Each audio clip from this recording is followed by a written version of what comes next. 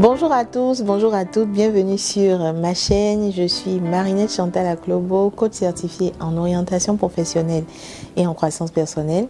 Je vous aide à trouver votre chemin d'épanouissement professionnel ou encore à changer vos habitudes, vous renforcer pour performer dans vos différentes activités. Je me suis absentée de la chaîne les 2 dernières semaines après l'avoir lancée. Et bon, c'était juste parce que j'étais prise par d'autres activités. Et voilà, donc je suis revenue, tout va bien. Merci pour tous les retours que j'ai eus. Nous ne sommes pas encore nombreux sur la chaîne, mais je crois fermement qu'il ne faut jamais négliger les faibles commencements, comme dit la parole de Dieu. Et donc je suis sûre que progressivement les choses vont se faire. En tout cas, merci à tous ceux qui me soutiennent. Merci à tous ceux qui se sont abonnés, qui ont liké mes vidéos, qui m'ont fait des retours très encourageants. Aujourd'hui, je voudrais parler de comment se démarquer en milieu professionnel. Vous savez, le milieu professionnel, c'est un peu une petite jungle. Il y a beaucoup de gens, il y a beaucoup de talents, il y a beaucoup de personnalités. Et c'est comme une pyramide. La base est très large, mais pour arriver au sommet, vraiment, le chemin devient de plus en plus étroit. Et donc, il faut batailler intelligemment pour pouvoir arriver au sommet. Je vais peut-être vous surprendre, mais le travail ne suffit pas pour arriver au sommet. Il faut non seulement travailler, il faut avoir les compétences, bien travailler, mais il faut le faire aussi intelligemment en s'aidant d'autres petites choses. Et c'est de ces petites choses dont je veux parler aujourd'hui qui vont vous permettre de vous démarquer dans votre environnement professionnel et d'être de mieux en mieux vu, de plus en plus apprécié. Les gens vont de plus en plus vous trouver bien et vous faire confiance pour prendre des responsabilités et tout ça. Voilà. Donc la première des choses pour se démarquer dans le milieu professionnel, si nous allons sur le postulat que vous avez déjà les compétences, la première des choses à faire, c'est de toujours aller au-delà de ce qui vous est demandé. Ici, je ne parle pas d'un zèle sans intelligence, mais je parle de ce qu'on appelle le kilomètre de plus. C'est lorsqu'on vous demande de faire quelque chose, de ne pas vous arrêter à ce qui vous a été demandé. Parce qu'à ce moment-là, vous ne faites rien d'extraordinaire. Mais lorsque vous faites le kilomètre de plus, c'est que vous faites quelque chose en plus. Un peu plus que ce qui vous a été demandé. Et à ce moment-là, vous commencez à vous faire bien remarquer. Et je précise bien que ce n'est pas un zèle sans intelligence qui vous fait faire tout et n'importe quoi parce que vous voulez être bien vu. Non. Le kilomètre de plus vous permet juste d'aller au-delà des attentes qu'on a envers vous. Et par exemple, on vous demande de faire une réservation d'hôtel. Lorsque vous faites la réservation d'hôtel, c'est de vous assurer également que l'hôtel a certaines commodités au cas où le patron les demanderait, de vous assurer que l'hôtel est à telle ou telle distance, par exemple de l'aéroport, de vous assurer que vous avez dans cet hôtel-là une personne référente vers qui votre patron, si c'est lui qui va aller dans cet hôtel, vers qui votre patron pourra se tourner s'il a des besoins particuliers, s'il a besoin d'informations et d'avoir le contact de cette personne. Voilà, vous avez fait un kilomètre de plus. C'est toujours apporter d'autres informations concernant le sujet, d'autres informations utiles qui vont permettre une prise de décision adéquate. Voilà, donc en fonction du domaine dans lequel vous travaillez, en fonction de votre activité professionnelle, vous savez quel peut être le kilomètre de plus à faire pour être de plus en plus apprécié par votre travail. Donc c'est la première des choses, se démarquer en faisant le kilomètre de plus. La deuxième des choses, c'est de pouvoir bien exprimer vos idées, de pouvoir bien vous exprimer. Vous savez, lorsque vous vous exprimez bien, il y a un surplus de respect qui vous est accordé. Parce que pour s'exprimer bien, il faut bien réfléchir. Quand vous vous exprimez bien, on sait qu'en dedans de vous, vous avez une certaine capacité de réflexion. Et lorsqu'on vous accorde ce crédit-là, de savoir réfléchir avant de parler, c'est très important dans le milieu professionnel.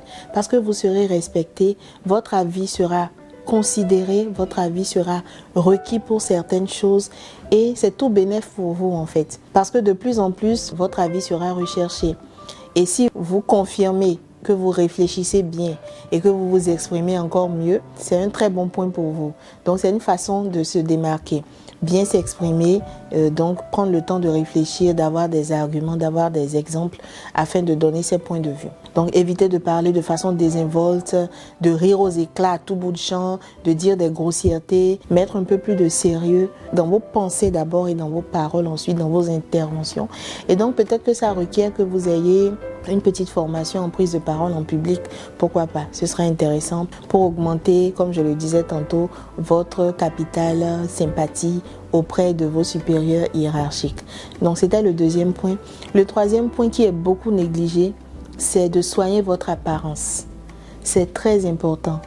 Vous savez, pour deux personnes qui ont des compétences égales, la personne vers qui un supérieur va se tourner pour le représenter quelque part, pour assister à une réunion, ce sera cette personne-là qui soigne son apparence. Non seulement l'apparence en termes d'habillement et tout ça est à soigner, mais également l'hygiène. Vous êtes dans un environnement de travail et si vous avez la réputation d'être quelqu'un de sale, quelqu'un qui a des odeurs corporelles, quelqu'un qui a une mauvaise haleine, quelqu'un qui a des ongles toujours longs avec des dépôts en dessous, vous ne serez pas pris au sérieux. Parce que si vous ne pouvez pas prendre soin de vous-même, comment pourriez-vous prendre soin des affaires d'autrui ? Si vous n'arrivez pas à prendre soin de votre corps, ce qui est la base, comment est-ce que vous pourriez prendre soin de l'activité professionnelle dans laquelle vous êtes, des affaires de l'entreprise ? Et donc, il y a beaucoup de gens qui, à ce niveau-là, se retrouvent coincés parce que c'est des gens qui ne font pas attention à leur hygiène, à leur apparence, des chemises. Et c'est surtout, excusez-moi, c'est surtout chez les hommes que ça se voit parce qu'il y a des hommes qui estiment qu'on en fait trop, on n'a pas besoin de faire tout ça pour aller au travail, mais si, on a besoin d'être propre. Avoir une chemise avec un col qui est déjà sale, avec des auréoles sous les aisselles, ça ne donne pas envie de travailler avec vous. Avoir des cheveux sales, des cheveux avec des pellicules, avoir des ongles sales, avoir une haleine qui n'est pas fraîche, ce n'est pas intéressant. Personne n'a envie de travailler avec quelqu'un de sale. Et chez les femmes aussi, pareil. Avoir un tissage qui date de l'an 40, qui a déjà toutes sortes de mauvaises odeurs, avoir une haleine pas fraîche, avoir des ongles qui ne sont pas faits, un vernis qui est déjà écaillé. On ne vous oblige pas à mettre le vernis. Vous le mettez ou vous ne le mettez pas, mais quand vous le mettez, qu'il soit net. Voilà deux petites choses sur lesquelles on devrait plus faire attention pour soigner son apparence. Donc, vous pouvez avoir toutes sortes de compétences, vous pouvez connaître votre travail, connaître votre boulot, mais si en dehors, vous n'êtes pas quelqu'un de représentatif de l'entreprise, vous serez toujours laissé au fin fond dans un bureau quelque part. Voilà, donc faites l'essai. Si vous savez que vous avez des faiblesses sur le plan de l'hygiène, commencez à y travailler, commencez à travailler à être plus propre, à être plus frais. Et vous allez voir que progressivement, vous serez mieux regardé. Des missions plus importantes vous seront confiées également. Le dernier point sur lequel je voudrais intervenir, c'est d'être également à l'écoute de votre supérieur hiérarchique. Vous savez, il peut vous arriver de travailler avec quelqu'un, mais de ne pas lui être utile. Oui, cela arrive. Que vous travaillez avec quelqu'un, que vous ayez un patron, mais qui est tellement autonome, qui arrive à s'en sortir sans vous. Et lorsque ça arrive, c'est que votre poste est en danger. Donc, c'est à vous de créer un besoin. C'est à vous de faire en sorte d'être utile à votre supérieur hiérarchique.